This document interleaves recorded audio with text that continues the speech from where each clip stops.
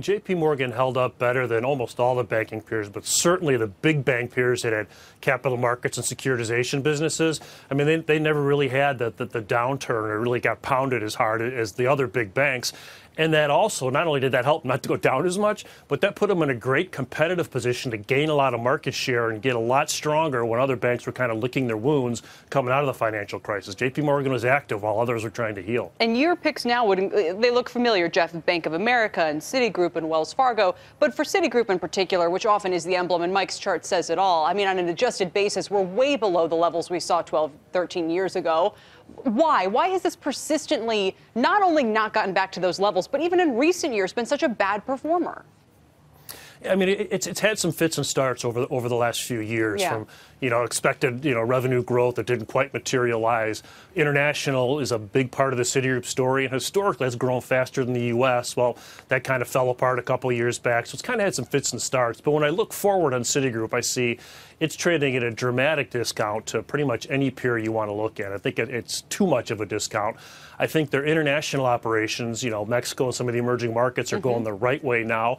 And we're actually seeing some growth in North America, and they're kind of working on efficiency. So I look at Citigroup and I can envision more reasonably potential earnings upside versus current expectations than I can for most other banks. Mike, what's interesting to me is that these are still, other than the rally that we saw right after Trump was elected, when this is some of the fits and starts that Jeff's talking about, we saw a great run by the banks, but it's kind of petered out. Warren Buffett owns these things, 5 or 6 of these big banks. He knows that, and he still says he'd be happy to add to him at these levels. Then you even look at a place like what's Jeff Ubben's Value Act? Absolutely. Yeah. Morgan Stanley's the last big investment they made, thinking it was going to make 15% return. So the big kind of value players still think this is the place to be in the long run. They still do look cheap relative to the market. I do think that they still provide you with some play on the exposure to the U.S. economy. I mean, they're going to grow with the economy. They're safer now. So does that mean they should have a higher valuation, or does that mean they have less leverage to good times? I think that's what the market's tried to sort out. Art, let me bring you in here and kind of zoom out a little bit. Let's talk about the overall markets. We've hit a skid this week. What are your clients saying? Well, it's interesting. I think our clients, very much are attuned to the fact that we went down too far, too fast in the fourth quarter of last year, in particular in December.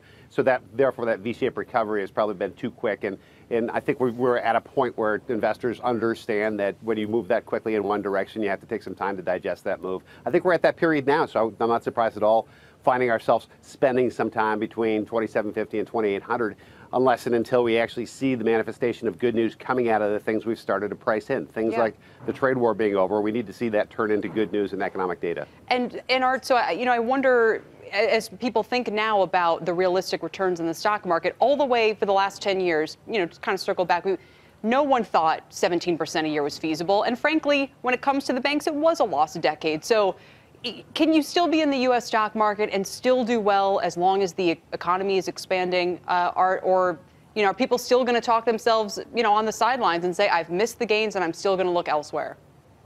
Yeah, and there are those people that exist that have been out of the market for this entire decade of returns where the S&P 500 is more than tripled. I think what you have to think about is if we have 17.5% average annual returns for the last 10 years, the next 10 years are not going to be close to that. We're going to have mean reversion to get something much closer to what is average. But that's still good, and it's still going to outperform having just a fixed income focus. So, yeah, I think you want to stick to your plan and have a balanced portfolio. But, Mike, people would have said for the first 5 years, well, those returns can't persist. And, of course, they moderated over the next 5 years. But this is nothing about this rally has, quote, unquote, made sense. I mean, you have to keep having this wall of worry to climb. And to me, it feels like it's still there. It is still there. Yeah, no, I completely agree. I mean, it is a long cycle, but guess what? The 90s was the longest cycle to date, and it extended maybe 2 years past where people thought.